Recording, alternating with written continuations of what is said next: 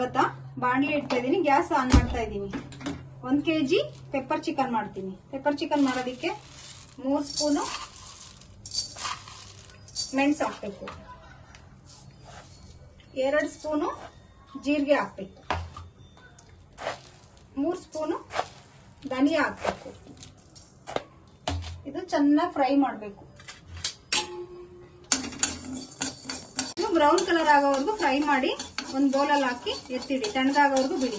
Colour ಆಗೋವರೆಗೂ ಇದನ್ನ ಮಿಕ್ಸಿಗೆ ಹಾಕೊಂಡು ತರಿ ತರಿ ರುಬ್ಕೊಳ್ಳಿ.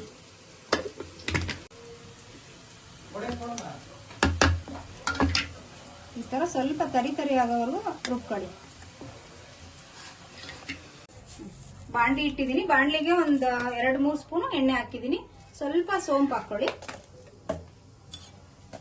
ಸೋಂಪು ಸ್ವಲ್ಪ ಫ್ರೈ ಆಗಬೇಕು. ಫ್ರೈ ಆದ್ಮೇಲೆ ಗ್ರೀನ್ ಚಿಲ್ಲಿ ಆಡ್ ಮಾಡ್ಕೊಳ್ಳಿ. 4 ಗ್ರೀನ್ ಚಿಲ್ಲಿ ಆಡ್ ಮಾಡ್ಕೊಳ್ಳಿ.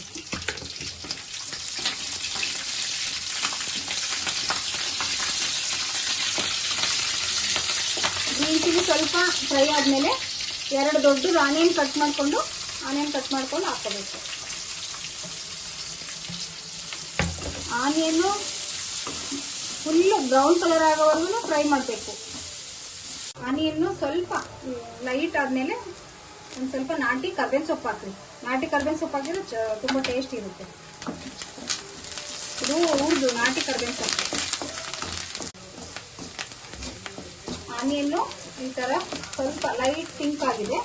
ಇವಾಗ ಸ್ವಲ್ಪ ಶುಂಠಿ ಬೆಳ್ಳುಳ್ಳಿ ಪೇಸ್ಟ್ ಆ್ಯಡ್ ಮಾಡಬೇಕು. ಶುಂಠಿ ಬೆಳ್ಳುಳ್ಳಿ ಪೇಸ್ಟ್ 1 ಸ್ಪೂನ್, ದೊಡ್ಡ ಸ್ಪೂನಲ್ಲಿ 1 ಸ್ಪೂನ್ ಆ್ಯಡ್ ಮಾಡಿದ್ರೆ ಸಾಕು. ಶುಂಠಿ ಬೆಳ್ಳುಳ್ಳಿ ಇಷ್ಟು ಫ್ರೈ ಆದಮೇಲೆ ಇವಾಗ ಚಿಕನ್ ಆ್ಯಡ್ ಮಾಡಬೇಕು. 1 kg ಚಿಕನ್ ತಗೊಂಡಿದ್ದೀನಿ.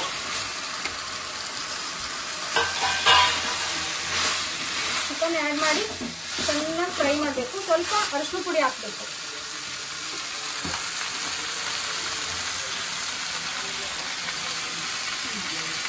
ಅಷ್ಟೇ. 10 ಮಿನಿಟ್ಸ್ ಆಯ್ತು. ಚಿಕನ್ ಬೇಯ್ತಾ ಇದೆ. ಘಮ ಘಮ ಘಮ ವಾಸನೆ ಬರ್ತಾ ಇದೆ. ಸ್ವಲ್ಪಷ್ಟು ಉಪ್ಪು ಹಾಕ್ಬೇಕು. ಆಲ್ಮೋಸ್ಟ್ ಆಗ್ತಾ ಇದೆ. ಎಣ್ಣೆ ಬಿಡ್ತಾ ಇದೆ ಚಿಕನ್ನು. ಇವಾಗ